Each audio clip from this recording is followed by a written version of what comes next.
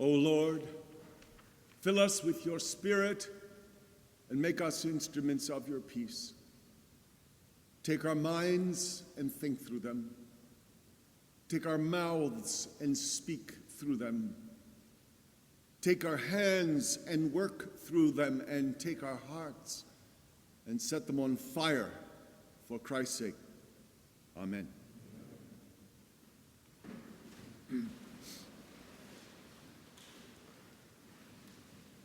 Well, many people throughout history have referred to Pentecost as the birthday of the church.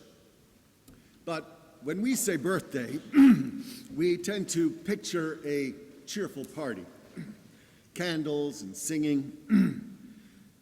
But when you think about it, excuse me, but when you think about it, our actual birthdays, you know, the day that we were actually given birth to by our mothers, were anything but a party. They were messy, painful, bloody even, uncertain, dangerous, and hopefully incredibly joyous. Now, this year, Pentecost falls on Memorial Day weekend, which also creates a striking contrast, even irony, some might say. And our cultural celebrations this weekend, parades and flags, barbecues, burgers, shopping sales and getaways, they sit alongside a sobering reality. That Memorial Day exists because hundreds of thousands of people have lost their lives in wars to protect the vision and the ideals of our nation. And they haven't stopped.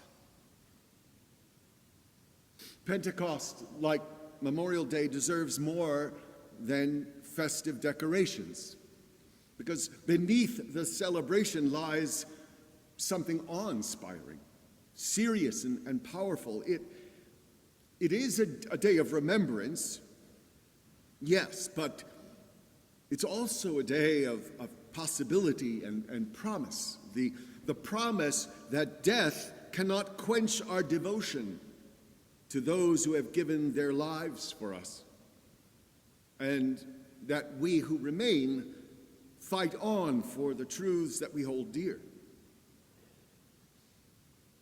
For the first disciples, Pentecost wasn't a celebration, and it wasn't comfortable, it wasn't festive, it wasn't safe. A violent wind drove them out into a hostile and uncertain world. They had no idea how the story would end, although they should have had some idea, because Jesus did command them to take up their cross and follow him. But that's another story. No, all they knew was that their faith in this resurrected Jesus and the Spirit that he promised compelled them forward. And they gave them the courage and the abilities that they never imagined they possessed. Many of the soldiers whose deaths we remember this weekend were also driven out by love of country and its ideals. Others were conscripted, pulled into conflict by forces larger than themselves, and then sent into questionable wars with uncertain outcomes. And history reminds us that obedience to faith, to God, and obedience to nation and our secular authorities have sometimes overlapped and sometimes collided. And that tension is not new. Nations have often used religion as a tool of power. From the moment Christianity became entangled with empire, the church has wrestled with how easily faith can be bent towards privilege and control. We know this story. We have lived this story. And we're still living it, more than we probably ever imagined we would, with overtly Christian nationalist rhetoric being used by the Secretary of Defense. I mean, there's a legitimate reason why many protesters these days have found that the scarlet red capes and those white hats, white bonnets from The Handmaid's Tale speak to them at this moment in time. Karl Marx once said, "Religion was an opiate of the people." How often do you hear Karl Marx quoted in a sermon? He was wrong about many things, but not entirely about this one. Faith, whether religious or secular, can be used to numb us, to lull us into complacency, to convince us that our job is simply to obey and feel blessed, rather than live sacrificially. And this is precisely why Pentecost is so unsettling. Pentecost is the moment that God sweeps in and overturns expectations and norms and the status quo. It's no wonder we sometimes try to tame it into a birthday celebration.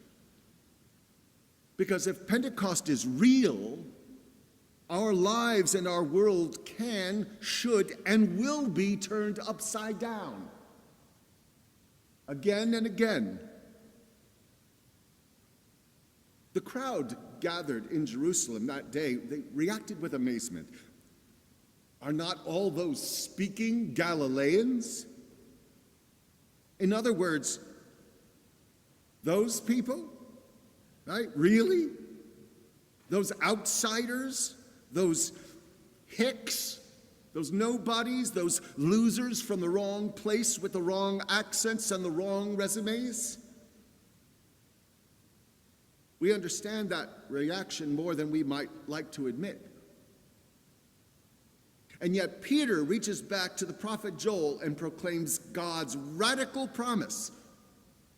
I will pour out my spirit upon all flesh. All. Not just the men, nor the educated, nor the prominent.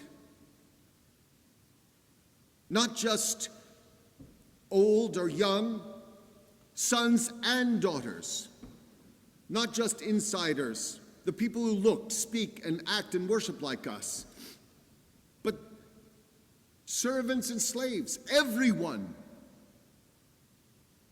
Whenever we hear apocalyptic language like blood, fire, smoky mist, sun turned to darkness, we assume that disaster is coming. But for the followers of Jesus, this wasn't disaster. This wasn't doom. This was unveiling. It's only frightening if we're deeply invested in keeping things exactly the way they are. And Paul faced the same struggle in Corinth.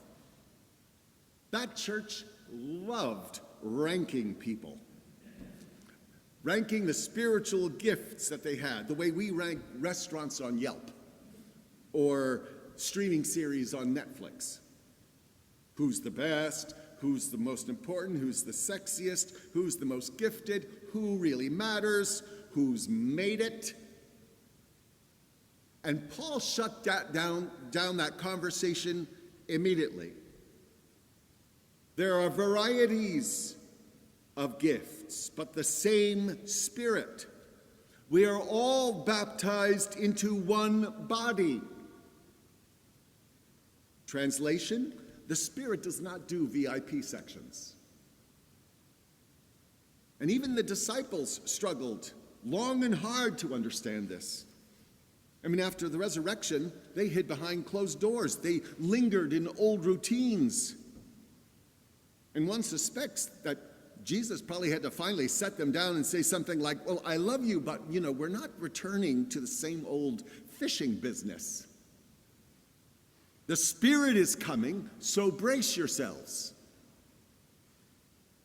And then wind and fire, courage and mission. The Spirit blows where it will, and her vision of justice and peace and inclusion will almost certainly surprise us, probably unsettle us, and possibly overwhelm us. Which is why humility is essential for our faith. The moment we become absolutely certain that we have God figured out, we are already in deep trouble. And sometimes that trouble manifests itself in violence, like the never-ending wars in the Middle East, or the kind we witnessed last week at the Islamic Center in San Diego. Lord, forgive us. History offers us sobering reminders. Christians, as well as Muslims and Jews, have committed grave wrongs when they've become convinced that God has nothing new left to reveal, like the humanity of the others in our midst. The temptation to retreat into an imagined golden past is strong.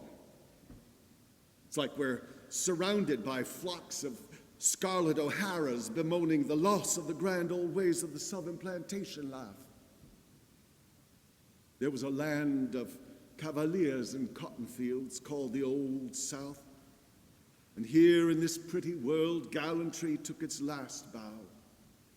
Here was the last ever to be seen of knights and their ladies fair, of master and slave. Look for it only in books, for it is no more than a dream remembered, a civilization gone with the wind. Opening credits to that film. Good Lord. Look at our stubborn national obsession with returning to good old days. It's a consistent theme we have. But those good old days weren't, especially if you weren't white or male or cisgendered heterosexual or Christian.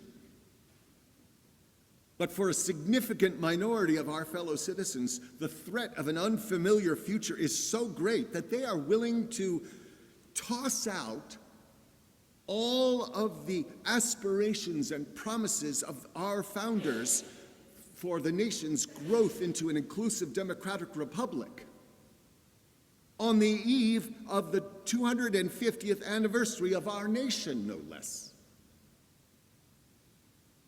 But the Pentecostal spirit is not about going backwards. Pentecost is gloriously and stubbornly forward-moving. It pushes us out into the world. It reminds us that the Spirit does not belong to us. We belong to the Spirit. And that Spirit is dangerous in the best possible way. Dangerous to fear, dangerous to ignorance and prejudice, dangerous to those who misuse their strength, dangerous to every system that divides and diminishes God's children. So yes, today we may celebrate a birthday, but this is no ordinary birthday party. This is the day when the Spirit blew the church out of the doors and into the streets. The day ordinary people became courageous witnesses. And the day that God's power was poured out without limit.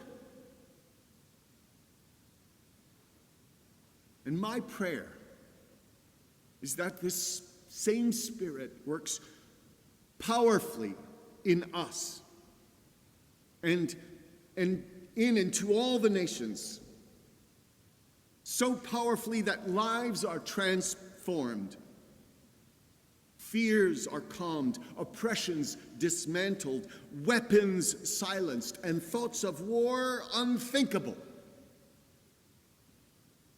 so that one day, perhaps, the need to honor fallen soldiers on weekends like this will only be a dream remembered, gone with the wind. Amen.